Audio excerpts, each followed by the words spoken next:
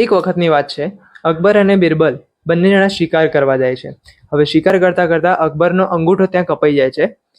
અકબર ત્યાં આગળ એકદમ ગાંડો ગાંડો થઈ જાય છે અને તરત કહે છે કે ભાઈ વૈદ્યને બોલાવો, વૈદ્યને બોલાવો, વૈદ્યને બોલાવો. બિરબલ કહે છે કે રિલેક્સ મહારાજ, કશું થયું નથી, જે થાય છે સારા માટે થાય છે. આવી વસ્તુ સાંભળીને અકબરને ગુસ્સો આવી જાય છે અને અકબર કહે છે કે ભાઈ વૈદ તો આવતા આવશે, પહેલા આને જેલમાં નાખો. તો એ ટાઈમે બિરબલને એ લોકો લઈ જાય છે. અકબર સહેજ આગળ જાય છે અને અકબરને ત્યાં આગળ આદિવાસીનું ઝુંડ મળે છે.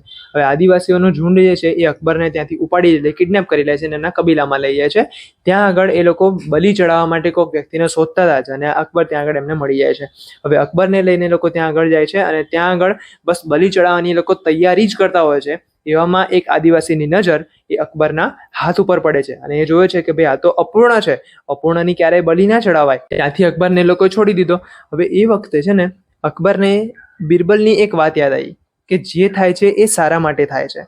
તો આ વાત જેવી એને યાદ આવીને તરત દોડીને મહેલ સુધી જાય છે. હવે સવારે એને ફાંસી આપવાની હતી, સવાર થવાની જ હોય છે. એવામાં અકબર ત્યાં આગળ પહોંચી જાય છે, જેલનો દરવાજો ખોલે છે અને તરત બિરબલને ભેટી જાય છે. હવે બિરબલ આ ટાઈમે એવું કહે છે કે કેમ મહારાજ, શું થયું, કેમ આટલા ગભરાયેલા લાગો છો? તો અકબર એને બધી જ વાત કરે છે. એટલે બિરબલ એને એવું કહે છે કે મહારાજ, જે થાય છે એ સારા માટે થાય છે. તો અકબર એને પૂછે છે કે ભાઈ જે થયું એ મારી જોડે સારું થયું, તને એમાં શું ફાયદો થયો?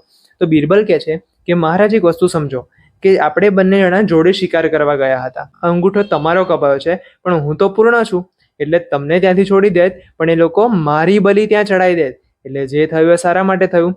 તો moral of the story is કે કોઈ પણ પરિસ્થિતિ આવે, દરેક પરિસ્થિતિને ફેસ કરતા શીખો. એટલે કે ભગવાન જે પણ કરે છે એ આપણા સારા માટે જ કરે છે.